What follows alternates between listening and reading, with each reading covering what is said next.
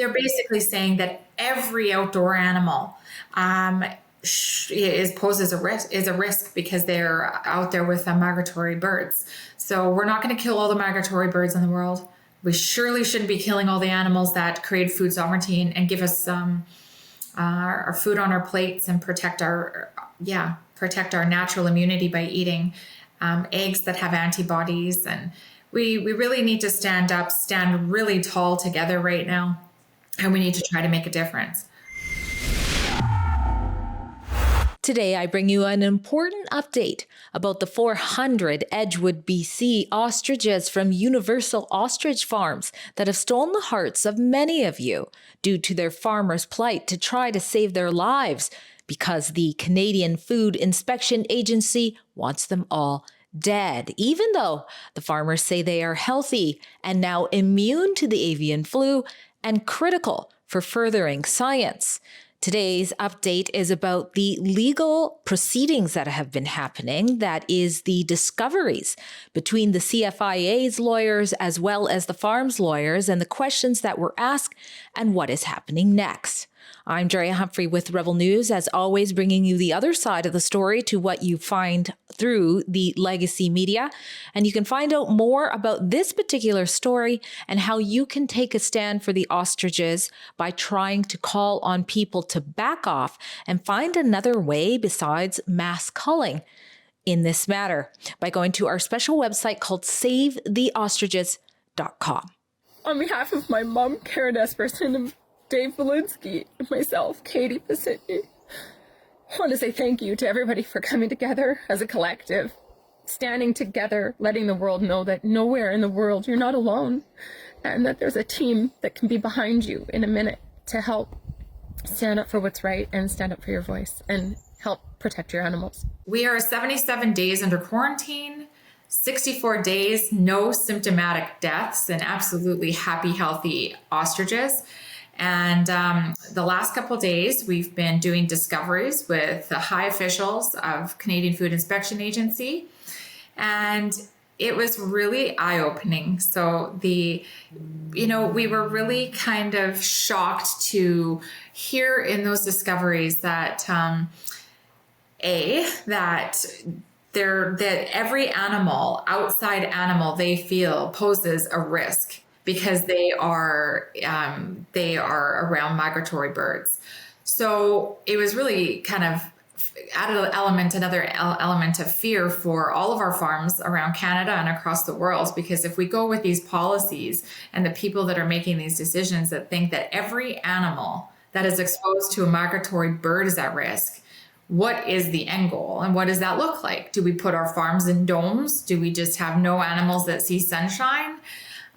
Do we eradicate every outdoor animal that comes in contact with a migratory bird? It's not sustainable and not feasible. Or do we have, I know that the ostriches are not for human consumption, but when you look at that, do we only eat Bill Gates' lab meat? And so there was multiple times where I got emotional during these discoveries, because what it really brought to my attention is these are the officials. These are multiple officials that are actually signing off on these orders.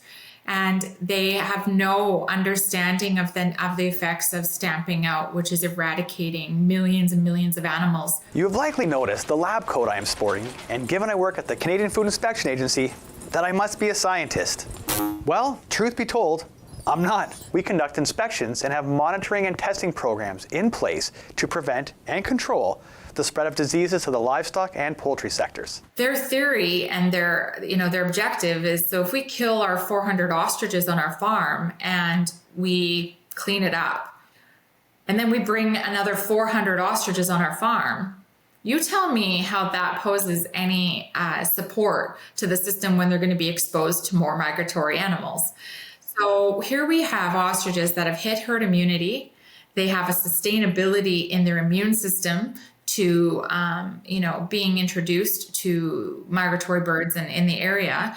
They will develop these antibodies that are going to go down into their egg that would, if we hatch these animals, would go down into the chicks. And so that's where, we're stamping out natural immunity is putting humanity at risk. And I think we need to be really aware of that. The Trump administration has also just come out with, it was an article in the Wellness Company, and it says that they've overhauled its response to avian influenza, moving away from mass culling and towards strategy focusing and fostering natural immunity. The really important, you don't kill the survivors. So here we have a bunch of animals that have been exposed to something. They have not done soil samples. They continue to not do water samples. They deny us testing, and still the threat of a $200,000 fine or 6 months in jail if we shall test our animals ourselves. So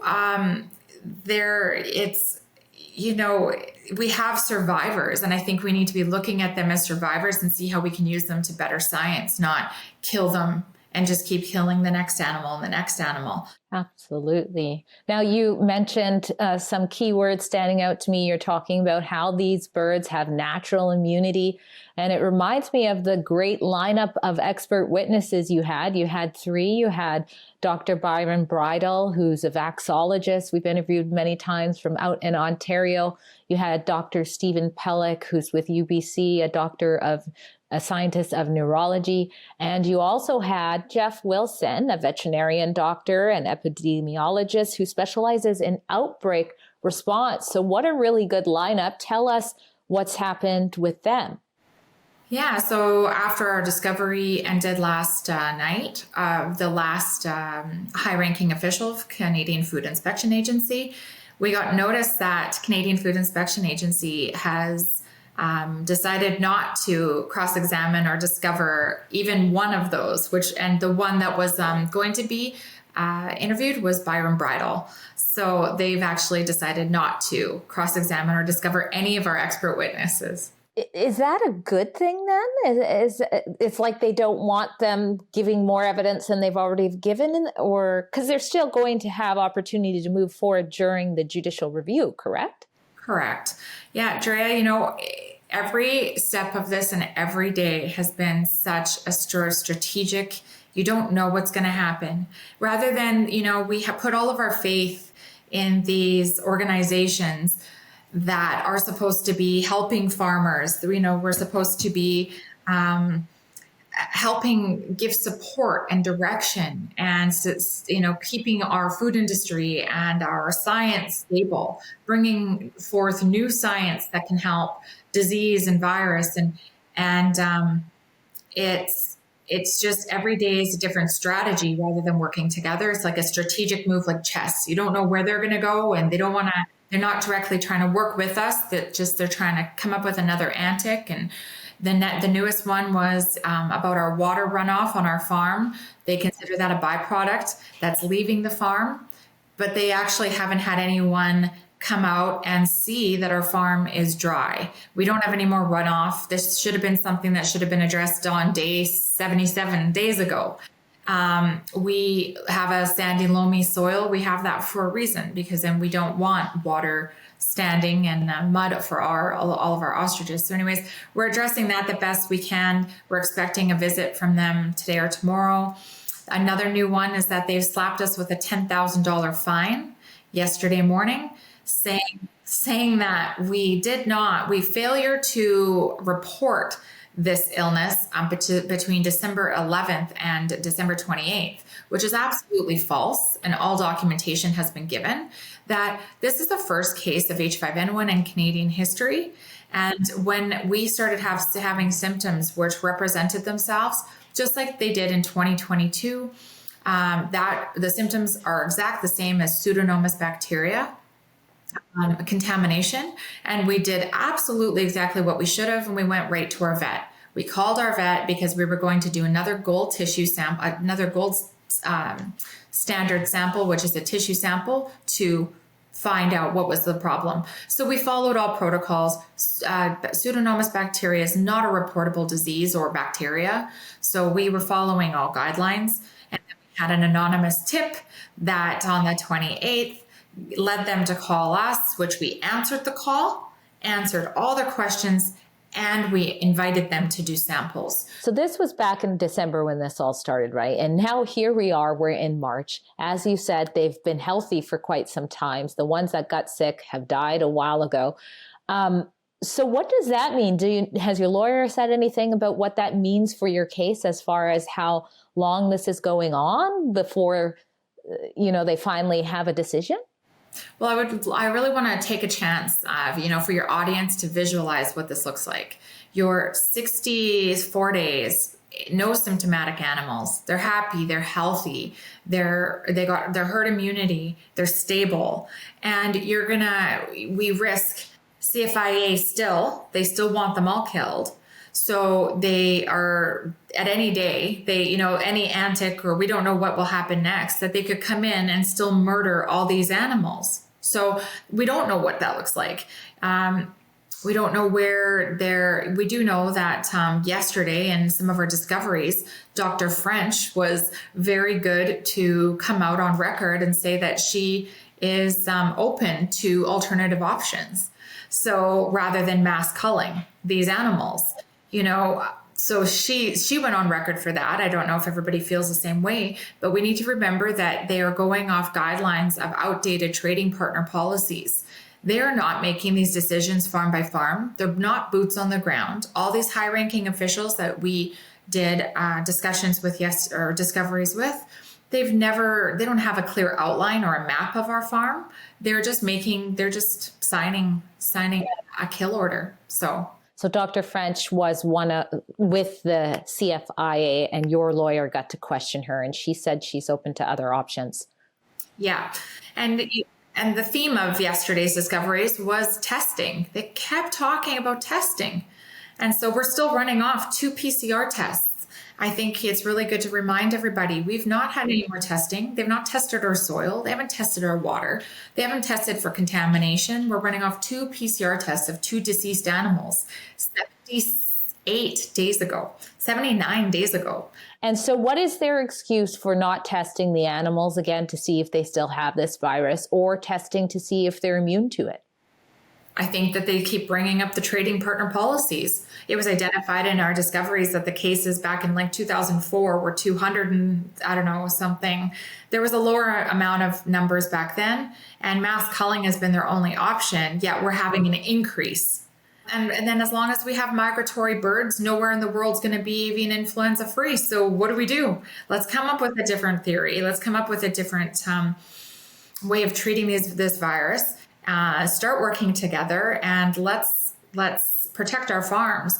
And I'd like to reach out, on here, if there's any poultry farms or that want to reach out to us and come on board for this battle. We don't need to use your name. We don't need to use anything. But if there's anybody who wants to donate or be part of this battle, because we're fighting for your farms, they're basically saying that every outdoor animal poses a risk because they're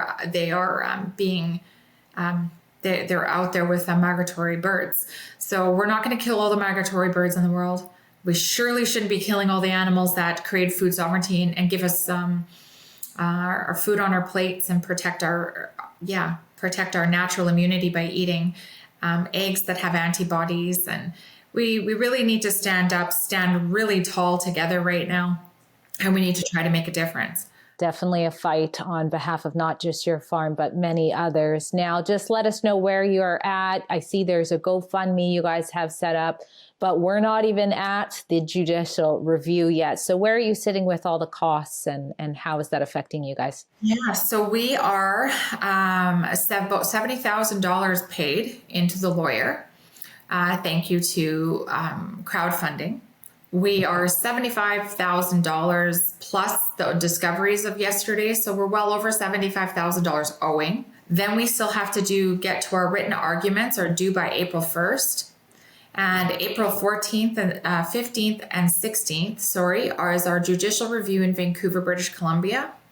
So we have quite a ways to go yet, but we're not backing down. We have amazing supporters, and we just need to remember that eradicating every animal on the planet is not going to be the only solution. Well, it certainly is a David and Goliath type fight, with Goliath having all of the taxpayers' money to go against you guys, hit you up with new restrictions, new fines, and of course, see you in court. I've gone ahead and linked the GoFundMe link inside of our article, which people can find in the description box. And I will be following closely when you guys are certainly in that judicial review. I get a lot of requests from people, what's going on with the ostriches? They've certainly stole the hearts of many, but many can see that it's not just them. It's all of the other animals at risk. So the world is watching. The world is watching. They are. Thanks again, Katie.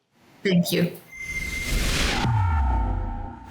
Don't forget, you can take action to join the fight to save these ostriches at savetheostriches.com.